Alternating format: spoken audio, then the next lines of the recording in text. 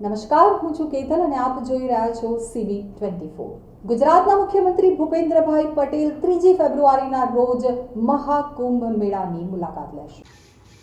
ગુજરાતના મુખ્યમંત્રી ભૂપેન્દ્રભાઈ પટેલ કુંભ મેળામાં જશે તો સાથે જ ગુજરાત પેવેલિયનની પણ મુલાકાત લેશે। 3 ફેબ્રુઆરીના રોજ ભૂપેન્દ્રભાઈ પટેલ કુંભ મેળામાં જશે તેવા સમાચાર સામે આવ્યા છે। તો કાર્યકર અને ધારાસભ્ય તરીકે મૌન રહી અને પક્ષની કામગીરી કરનાર ભૂપેન્દ્રભાઈ પટેલ ગુજરાતના મુખ્યમંત્રી બન્યા બાદ રાજ્યના વિકાસને ગતિ મળે છે અને આગામી મહિનાના પ્રથમ સપ્તાહમાં સીએમ ભૂપેન્દ્રભાઈ પટેલ પ્રયાગરાજ ખાતે ઉજવણી થઈ રહેલા મહાકુંભના મેળાની મુલાકાત લેશે। અત્રે મહત્વનું છે કે ભારતમાં કુંભ સ્નાનનું વિશેષ મહાત્મ્ય છે। ભારતમાં દર 12 વર્ષે કુંભ મેળાનું આયોજન થતું હોય છે, તો દેશમાં વિશિષ્ટ સ્થાનો ઉપર જ કુંભ મેળાની ઉજવણી થતી હોય છે। આ સ્થાનોમાં પ્રયાગરાજ, હરિદ્વાર, ઉજ્જૈન અને નાસિકનો સમાવેશ થાય છે।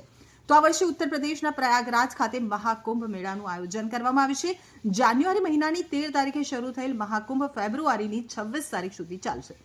પહેલા 2013માં મહાકુંભ મેળાનું આયોજન થયું હતું। તો કુંભમાં સ્નાન કરવાનું ખૂબ જ મહત્વ છે। શાહી સ્નાનમાં ભક્તો ઉત્સાહપૂર્વક ભાગ લેતા હોય છે। આ વખતે 13મી જાન્યુઆરીએ પૌષ પૂર્ણિમાનું સ્નાન, 12 ફેબ્રુઆરીએ મહાપૂર્ણિમાનું સ્નાન અને 26 ફેબ્રુઆરીએ મહાશિવરાત્રિનું સ્નાન મહત્વ ધરાવે છે। આ ઉપરાંત આ વખતે પ્રથમ શાહી સ્નાન 14 જાન્યુઆરીએ, બીજું શાહી સ્નાન 29 જાન્યુઆરીએ અને ત્રીજું શાહી સ્નાન 3 ફેબ્રુઆરીએ યોજાશે। અત્રે જણાવી દઈએ કે 3 ફેબ્રુઆરીના રોજ હિન્દુ ધાર્મિક તિથિ મુજબ વસંત પંચમીનો દિવસ છે અને વસંત પંચમીનો દિવસ હિન્દુ પરંપરામાં ખૂબ જ ખાસ માનવામાં આવે છે। ભૂપેન્દ્રભાઈ પટેલ પણ 3 ફેબ્રુઆરીના રોજ મહાકુંભની મુલાકાતે જવાના છે। તો ભાજપના ગઢ કહેવાતા એવા ઘાટલોડિયામાં પ્રથમ વખત ભૂપેન્દ્રભાઈ પટેલે જીત મેળવી હતી, ત્યારબાદથી જીતનો સિલસિલો ચાલુ જ રહ્યો છે।